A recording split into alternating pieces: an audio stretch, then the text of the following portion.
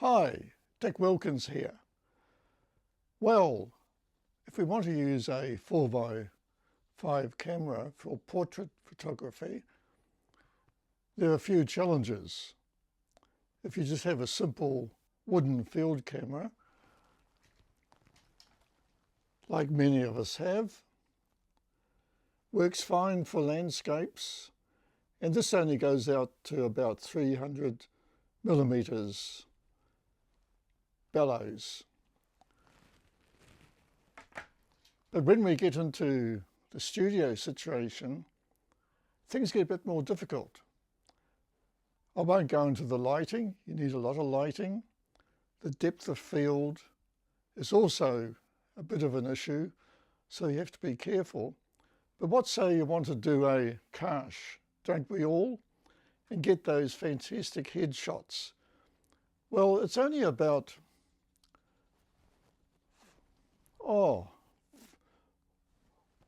40 centimeters, something like that. How do we do it?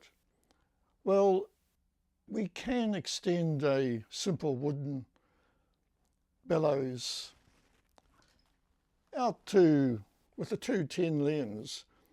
If we really stretch it out, we can probably get that magic 40 centimeters in, but we're really pushing the camera out until it's just a few, perhaps 70 centimeters, 80 centimeters or so from the face of the subject.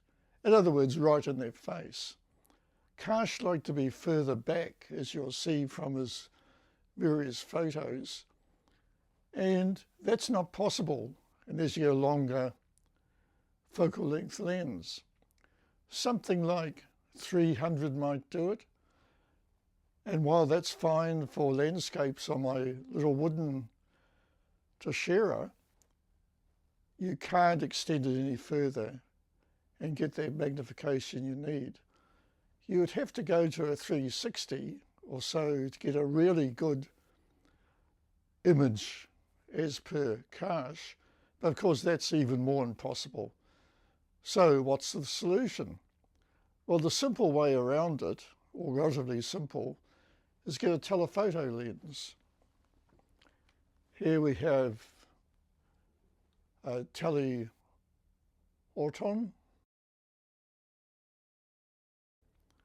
which is a 360. Because it's a tele lens, it actually is on infinity at about 210 bellows length. If you go out to something like 290 or so, you can get your magic 40 centimeter headshot.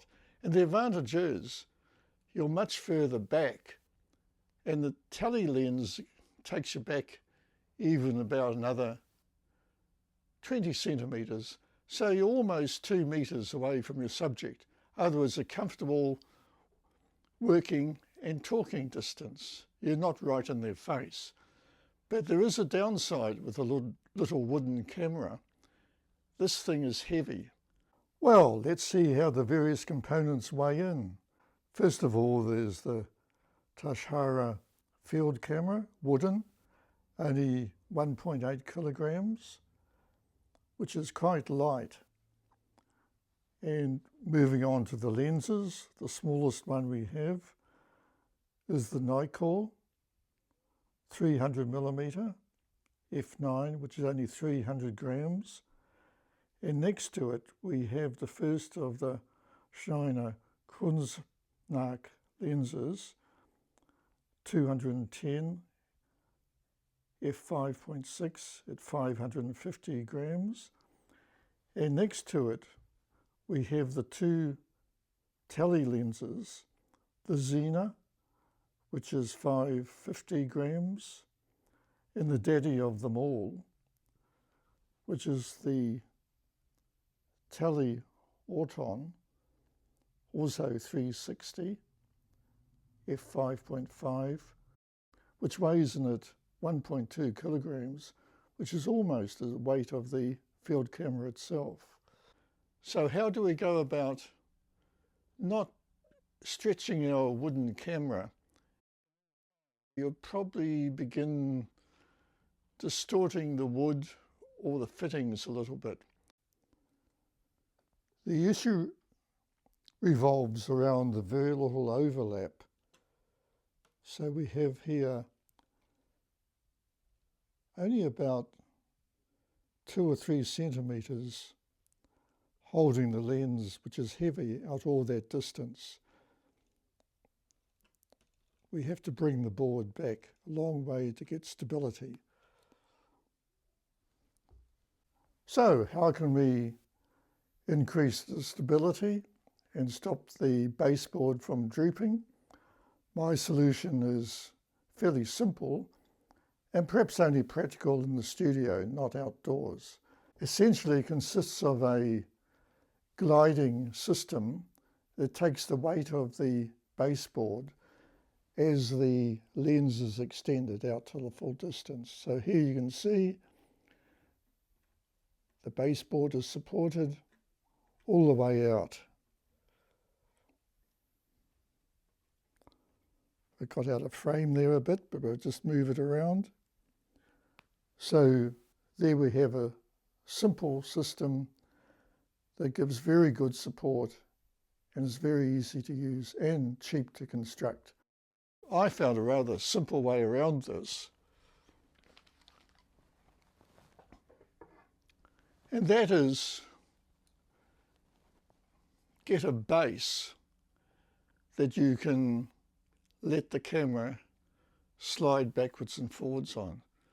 So in this case, it's a simple piece of steel plate costing about $10, quite heavy and quite hard to tap the 1/4-inch holes in for the mounting of any kind of support via standard 1/4-inch camera thread. So here we have it. It's been set up with underneath, you can probably see, we have the bit that fits onto my tripod. These can be got fairly cheap from AliExpress, probably about $10 or even less.